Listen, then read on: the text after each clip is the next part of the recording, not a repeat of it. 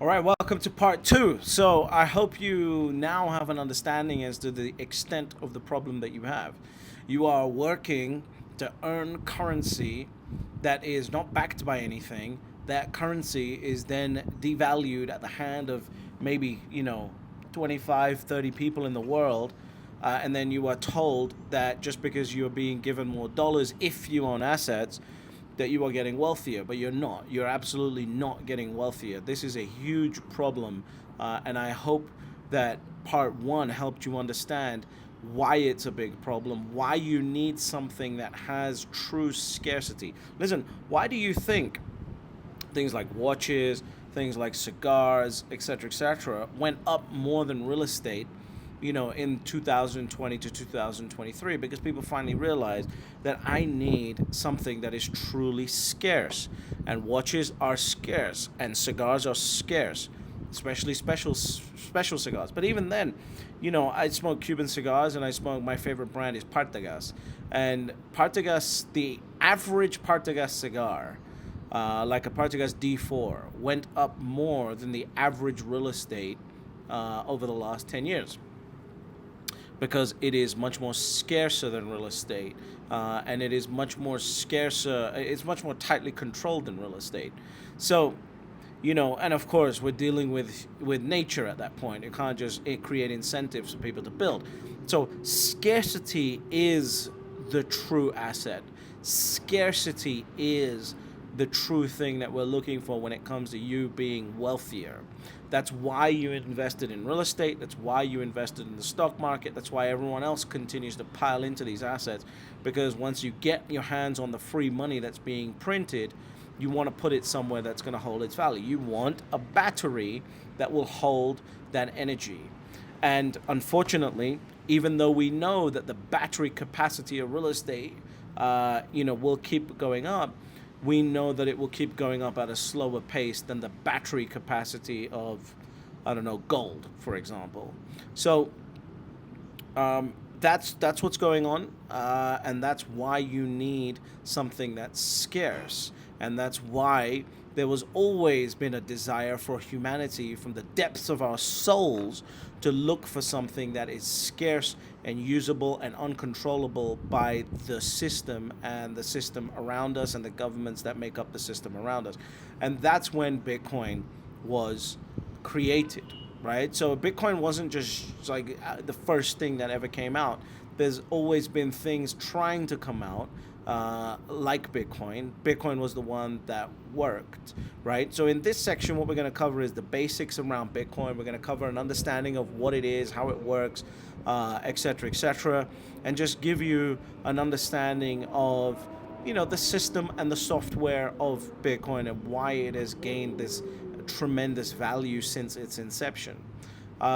If you want to understand more in depth about, I'm going to cover mining, I'm going to cover all these things, but if you want to cover in depth more about those things, I'm going to leave some resources in the description of this video that I think those people are much more qualified to discuss the software nature, etc., and the tech behind Bitcoin much more than I am.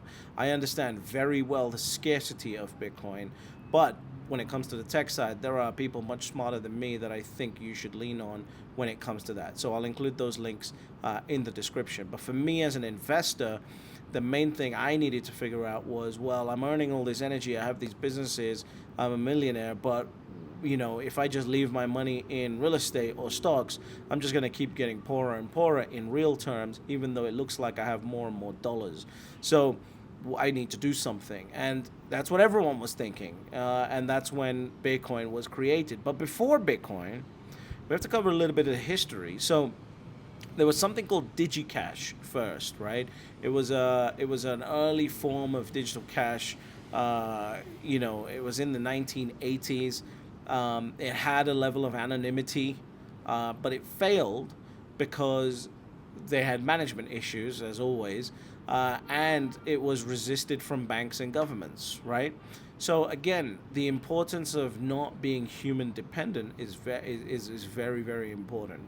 Okay, and then after that, there were different attempts like Hashcash, B Money, with their different interesting concept, but they all failed to solve the double spending problem, which we'll cover in a second, right? The double spending problem is one of the most important things that Bitcoin solves, and we'll cover that in a second. So, on the 31st of October 2008, the Bitcoin white paper was released, and it was titled Bitcoin, a peer-to-peer electronic cash system, right? This paper laid the foundation of Bitcoin and helped everyone understand exactly how Bitcoin works. It was released by an anonymous person called Satoshi Nakamoto. Satoshi Nakamoto, nobody knows who he, she, or they are, and it's been the number one most valuable part of launching Bitcoin because it came from nowhere, and it's been taken up by everyone else. That's extremely important. That is completely decentralized, unlike the other attempts that were had. There is no one to attack, no one to try and get a hold of. There is no one. This is strictly about Bitcoin, not the owners, the controllers of the overall network. There are none, in fact. That's the whole point of being decentralized. So, we had the white paper covered different ideas, such as, how digital transactions could work without needing trust, right? How the double spend problem can be solved, and how to establish this peer-to-peer network all around the world, right? And then, once that paper was released, what's known as the Genesis block, or block number 0 of Bitcoin, the first ever block of Bitcoin on the blockchain, was mined by Satoshi Nakamoto on January 3rd, 2009. So this has been around since, the software itself has been around since January 3rd, 2009, right? In order to truly understand, how this works, I'm gonna simplify everything. Okay. I want you to imagine that Bitcoin, the blockchain of Bitcoin, is like a big giant piggy bank in the sky, right? Just work with me here. Everyone in the world can see this big piggy bank, but nobody owns it. No bank, no government, nobody owns it, nobody controls it. You can put your coins into the piggy bank, right? That's known as a Bitcoin. You can buy those Bitcoins and take coins out of that piggy bank based on you having a special code just for you, right? And the piggy bank is based on blockchain, right? And if all of those coins are in that piggy bank, how do we know whose coins there are? Well, how do we know who these coins belong to? Well, the way that a bank solves this problem is by having a ledger, is by having a database. They tell, okay, Mr. Jones or British HODL or whoever else has this many dollars assigned to their name. It's an internal database and ledger. Well, the way with Bitcoin works is very, very simple. Very, very similar as well. Imagine we have this ledger, this notebook, right? It's completely automated. And it writes down every time someone puts coins into this piggy bank in the sky, or takes out coins from this piggy bank in the sky. That notebook would be called a blockchain, right? It writes down everything by itself, and it never fails. It writes down everything. It never fails, never makes a mistake. Every single person in the world can see the copy of what's being written down, and every single person in the world knows exactly who's taking coins out and who's putting coins in, right? Anyone in the world can audit this blockchain, this ledger, and see exactly where every single dollar, or every single Bitcoin in this case, went. Imagine we could do that with some of these big banks. Imagine if these big banks were forced to put their financial ledgers up for public scrutiny. Do you think we'd have half of the issues that we have in the world today? I don't think so. I think we'd uncover a lot of dirty shit going on, and that would be immediately stopped, right? But the question is what is the process if this Bitcoin piggy bank in the sky is automatically writing down when somebody adds and takes away, which is basically sending and receiving. How do we know, how do we even add a line to this ledger? Well, that's what's known as mining, right? There are people called miners, and these miners get to solve every time you want to add a Bitcoin to the ledger, they get to solve a puzzle, a mathematical puzzle, and then the first one to solve that puzzle gets to add the new line to the ledger, and as a reward for that, they get a Bitcoin back. They get some Bitcoin back, right, from the piggy bank. So that's how in simple forms, that's how mining works. Mining is extremely important and extremely simple. It is a way to self-verify what is going on, right? Everyone to know exactly what's going on at all times. Now, what if someone tries to cheat and say that they have more Bitcoin than they really do? Well, that's always happened in human history, and that's called a double spending problem, because people double spend what they have.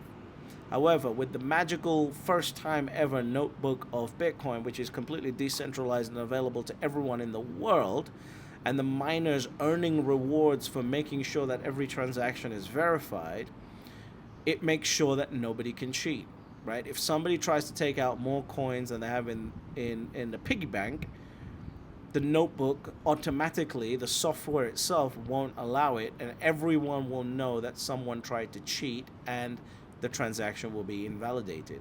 That's extremely important, because in that scenario, you can't get stupid governments, you can't get bad actors, you can't get all these people overextending how much money they can actually implement, they can allocate. Whereas right now what we have is you can get a bad actor that takes all the money out of the piggy bank, goes and wastes it, and the piggy bank just goes, pushes a button, and immediately more dollars get filled up in the piggy bank. That's not how it's supposed to work.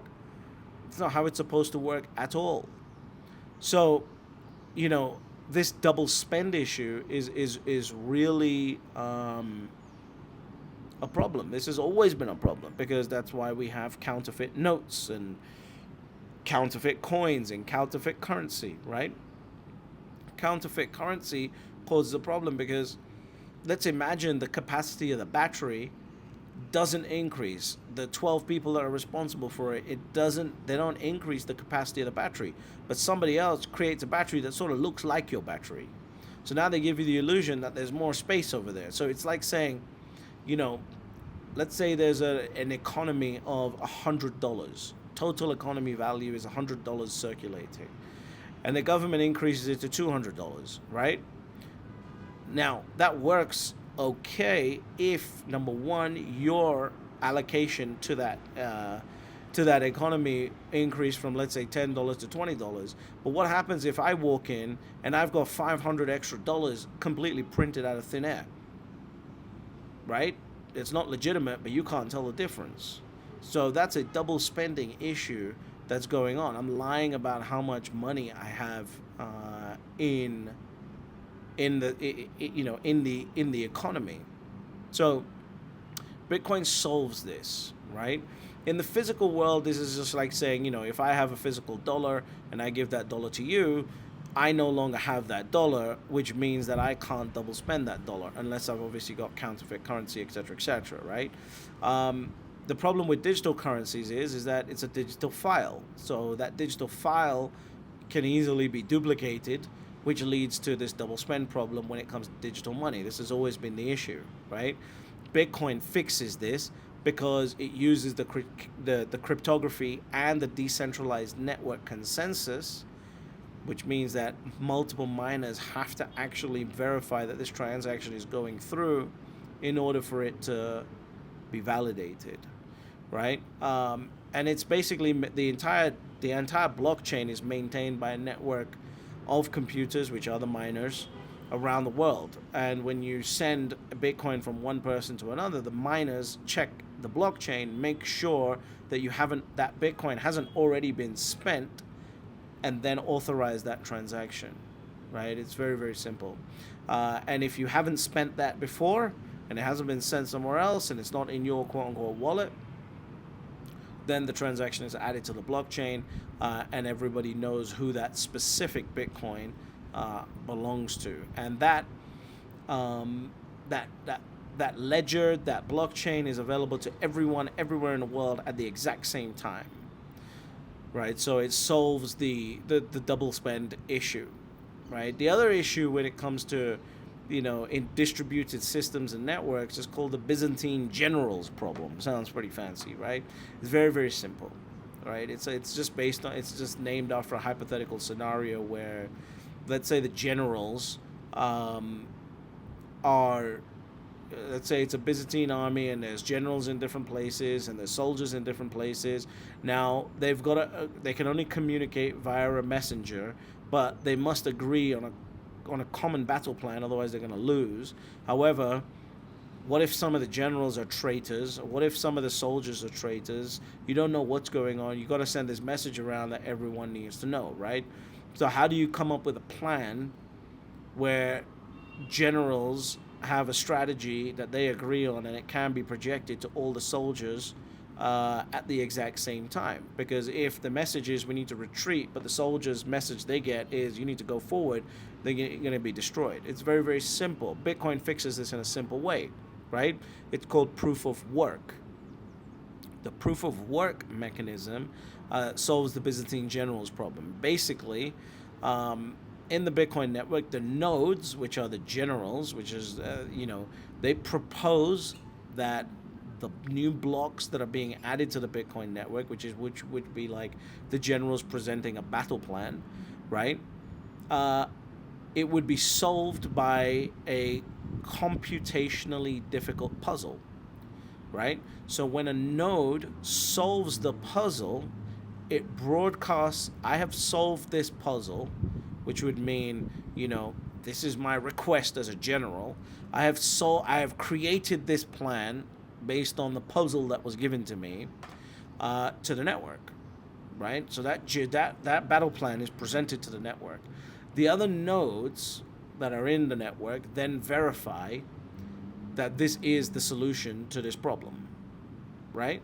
And if more than half of them agree on the solution's validity, then the block, i.e. the battle plan, is added to the blockchain and projected out to everybody else in the network. So it's a very, very innovative way of making sure that the plan that's actually set and decided is the one that gets put into motion without anybody else getting involved, right?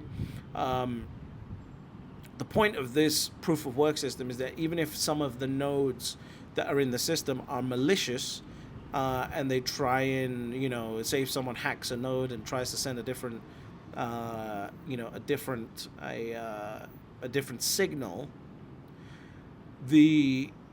they can't work because the majority of the nodes are required to reach a consensus. You'd have to be able to take over the majority of the nodes, and that's not possible as it just gets more and more expensive as you try and get more and more of these nodes, right? So Bitcoin offers a solution to the Byzantine generals' problems by enforcing consensus amongst the nodes. The nodes are incentivized to work together, and it ensures the integrity and the chronological order of the transactions. It's very important too, right? If you need more than 50% of these nodes to cause any issues in the Bitcoin network. The problem is, as you try and gain 50% of the control of the Bitcoin network, the price keeps moving up. And that, because you need the actual Bitcoin, you need the nodes, you need the software, you need everything to actually take this down. And if this was going to be taken down, it would be taken down at a much earlier stage.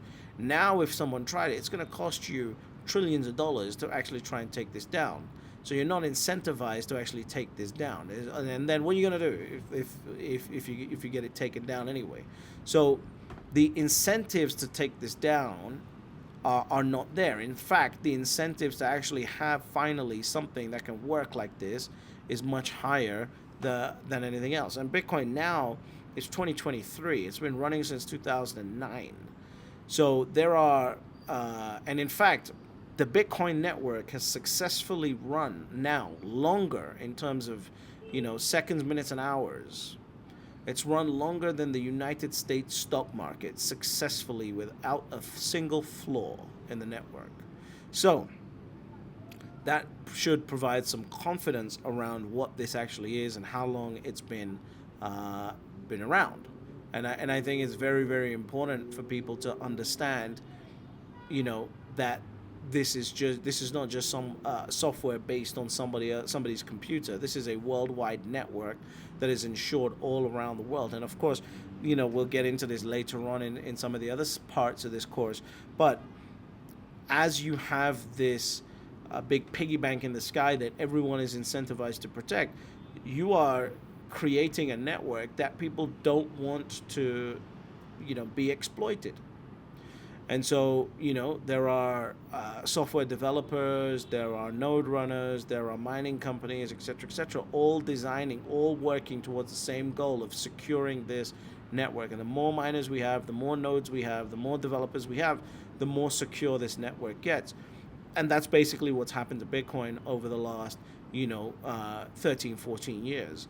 It's just become more and more secure. Every day that the Bitcoin network continues to work, it becomes more and more secure. And then, of course, there are things within the software that are designed to help you and help all the whole Bitcoin network basically become more and more secure, right? The Bitcoin network runs on what's known as SHA-256 cryptography, which is the most, as far as cryptography goes, it is extremely secure. It would take you decades and decades to actually try and decrypt anything within this network. And it's very, very simple. It's a very, very simple and beautiful system that's been put together and collated with a bunch of different technologies to create this, verified piggy bank in the sky for everyone to use and everyone to rely on, right? And again, the mining system is very, very simple, right? The information, every single time a transaction takes place and a new block is written, everything from the previous block is copied onto the new block with the new data that's added, and it's encrypted and verified by the miners and the nodes and the network, right? And every time that happens, they're incentivized to do so and do so properly because they're incentivized for more Bitcoin. More Bitcoin is released to those miners. And it's, when it first started, the block reward Bitcoin is halved every 210,000 blocks. So every 210,000 blocks, the rewards that come out are down by half. So now, every 210,000 blocks, at the beginning, you were getting 50 new Bitcoins in 2009. On May 11th, 2020, which was the third halving, the rewards of Bitcoins for every new block was now down to 6.25 Bitcoins. So everyone is competing for these Bitcoins, and every 4 years it goes down by half and half and half. It's projected that the mining rewards of the Bitcoins will stop once all 21 million Bitcoin are mined around 2140-ish, right? The year 2140.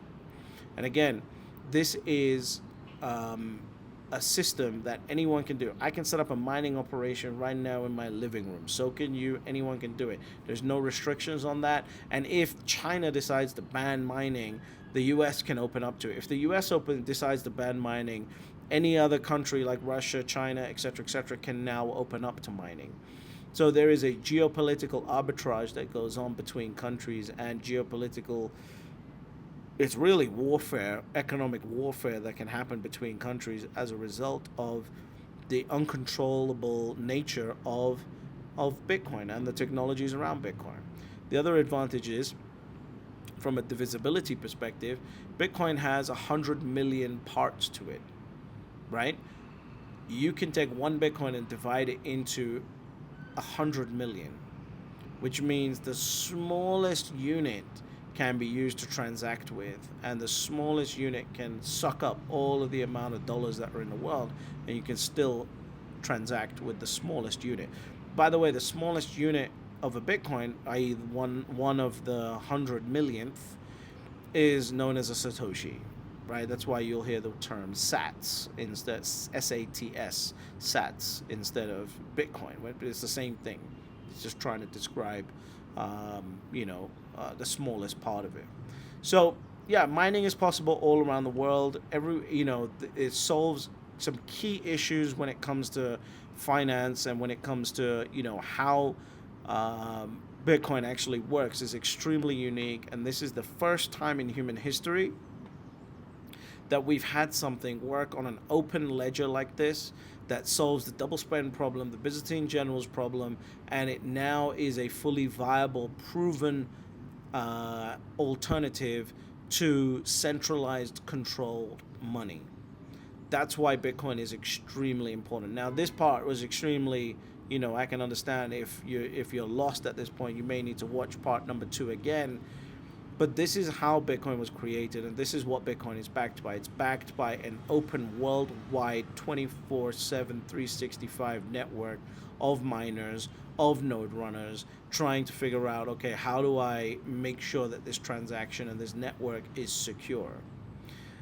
That is the power of Bitcoin. It's the first time in human history. Imagine if everyone had a chance, not even everyone, imagine if all of the amount of real estate, all of the amount of property that was going to be built on Earth had a predictable release schedule, right? That's what Bitcoin presents. It is giving us a money that has a predictable reward schedule. We know that every 210,000 blocks, the rewards are going to go down by half. We know that there are right now 6.25 Bitcoin per block that is rewarded out. We know exactly where that Bitcoin goes. We know exactly who it goes to. Now, a lot of people will confuse Bitcoin and say it's supposed to be anonymous. It's not really supposed to be anonymous. It's supposed to be pseudonymous. You're not supposed to be, the best thing to remain anonymous is probably the US dollars in cash. Bitcoin is pseudonymous. Why? Because your wallet is represented by a wallet address. That's how your wallet is. That's how you are identified, as a wallet address. So yes, they don't know your name, but they know exactly whose wallet that is. And if you use an open exchange like Coinbase, they're going to obviously attach your identity to a particular wallet address. I think at this point it's probably smart for me to offer an explanation of how a Bitcoin wallet works. I'm sure everyone's heard of this wallet, that wallet, etc., etc. I just want to cover very briefly how Bitcoin wallets work. I have much more information on wallets coming up, and especially by my friend Ben, who has a great YouTube channel on how different wallets work, and I'll put some of the links to my favorite wallet walkthroughs, where he actually walks you through how to set up your wallet in the description coming up later in the course. But a Bitcoin wallet, if you imagine, just go back to that imagination of the piggy bank in the sky, right? A Bitcoin wallet is, if you want to take your funds out the sky and bring them down here, well, you're going to need somewhere to put that Bitcoin. That's called your wallet, right? It's basically your own personal ledger or personal scoreboard or ledger, however you want to call it, right? When you scream to the piggy bank and say, I want my own wallet, what it does is it gives you a key, which is like a bank vault, right? It gives you what's called a private key, right? The private key is the one where, it's like the password to your bank account. And then it also gives you a public key. A public key is your account number that you can give to other people if they want to send you money. So your public key becomes your Bitcoin address, and your private key is your password to access your funds, right? And these work together to help you safely send, receive, store, secure your Bitcoin. Only when you put your password in does it decrypt your wallet and allow you to do anything with it. Your password is created with words that are in a particular order. Remember what I talked about as far as SHA-256 encryption goes. When the words are in a particular order, it unveils what your actual wallet address is and gives you access to the wallet.